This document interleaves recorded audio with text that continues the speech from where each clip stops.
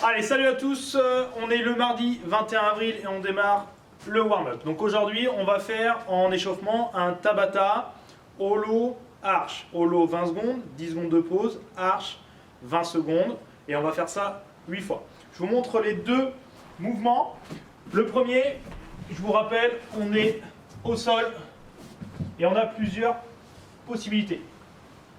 La première, je vais maintenir les talons au sol, au plus près des fesses.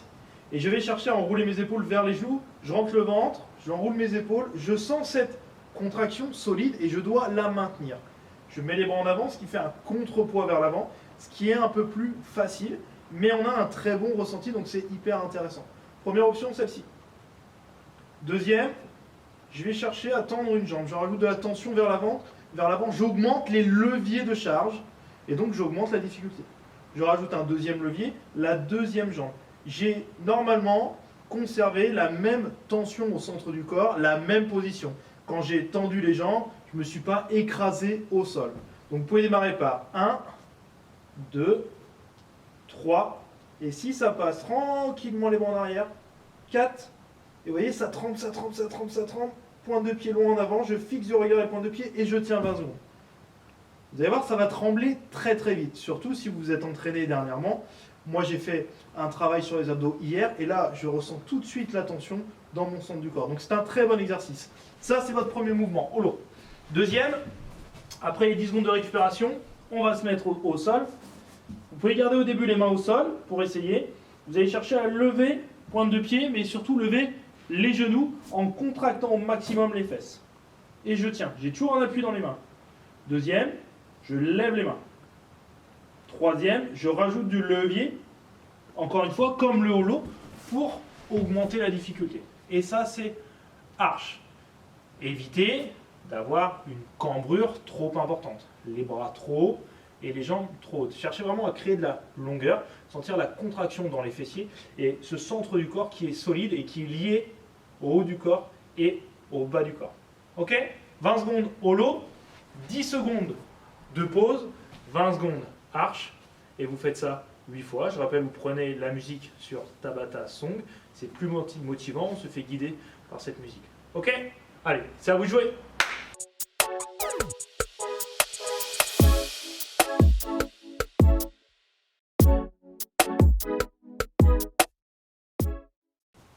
On est parti pour le Metcon. Aujourd'hui, on va faire ce qu'on appelle un 10 x 10, une méthode de culture physique où on fait 10 séries de 10 répétitions avec un temps de repos entre chaque série de 10 répétitions. Vous allez donc faire 100 mouvements, sauf que nous on va l'utiliser sur le Metcon et on va retirer la phase de récupération entre les séries. Et en plus on va faire un travail agoniste-antagoniste. Ça veut dire on aura un travail plutôt axé chaîne postérieure et un deuxième travail plutôt axé chaîne antérieure afin d'avoir un équilibre des forces entre l'avant et l'arrière du corps. Ok, on essaye toujours de réfléchir comme ça sur les entraînements, essayer d'apporter un équilibre et pas vous balancer des exercices à la volée juste pour vous fatiguer et vous faire marrer. Quoique des fois, c'est plutôt des mots de sympa quand on réfléchit pas trop. Aujourd'hui, on réfléchit bien.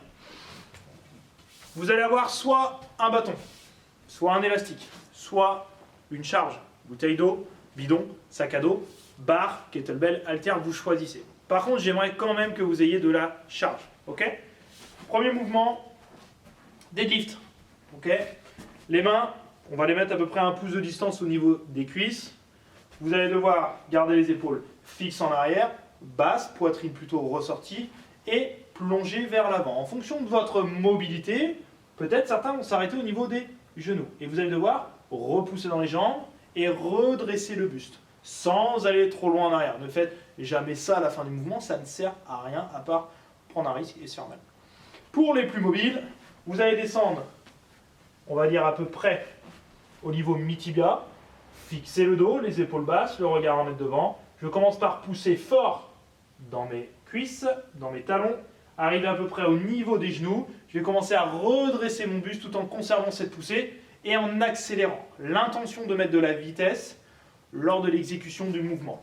Un départ plutôt lent, gainé, et une accélération progressive au fur et à mesure que l'on remonte. Ça, c'est votre deadlift. 10 fois. 1, 2, 10 fois. Une fois que vous avez fait ces 10 répétitions, si votre souffle est monté bien trop haut, le cœur bat fort, autorisez-vous une récupération pour conserver la qualité d'exécution de chacun de vos mouvements. Okay? Si vous octroyez une récupération, essayez de la quantifier.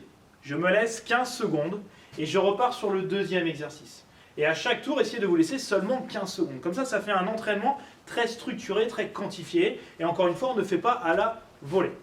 Ce qui fait que la prochaine fois, vous refaites l'entraînement et vous essayez de vous autoriser que 10 secondes, puis 5 secondes, et puis aucune récupération, ainsi de suite, pour voir comment vous évoluez. Ça marche, ça vous donne un objectif d'évolution, ce qui est hyper important, avoir toujours un objectif. Deuxième mouvement, vous avez des push-ups. Je rappelle, genoux au sol, les mains armées dans le sol avec un moment de force, c'est-à-dire vous agrippez le sol, vous fixez un peu les mains comme si vous cherchiez à tourner deux molettes vers l'extérieur, les coudes se recentrent un petit peu vers les côtes, et surtout pas une pompe avec les mains trop larges, et les coudes comme ceci vers l'extérieur. Ce qui donnerait un peu ça quand je fais mes pompes. Okay, les mains sont ici, j'oriente un peu les coudes sans que mes mains bougent véritablement au sol, je suis gainé, fessiers contractés, abdos ancrés, et on est parti.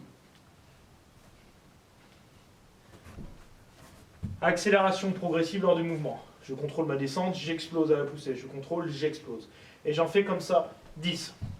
Cet entraînement, on peut le faire aussi sur un banc de développé couché, avec une charge égale entre guillemets entre le deadlift et le couché. On aura certainement plus lourd à chaque fois sur le deadlift si on a une barre et des poids, mais il faudrait avoir, peut-être, je vais parler pour les confirmer, si vous faites du deadlift peut-être à 100 kg, imaginons, soit très lourd, celui qui est sur le couché, normalement, devrait avoir une charge aux alentours de 70-80 kg. Donc si vous avez un bidon et choses comme ça, des pompes, vous voyez qu'il faut quand même mettre de la charge, puisque normalement, vous avez beaucoup de force sur un soulevé si votre dos est solide. Adaptez-le en fonction de votre niveau et en fonction de ce que vous avez chez vous. Ok, ça marche? 10 répétitions deadlift, 10 répétitions push-up, et je fais 10 tours le plus vite possible. Donc tout ça en 4 time. Ça marche? Allez, à vous de jouer.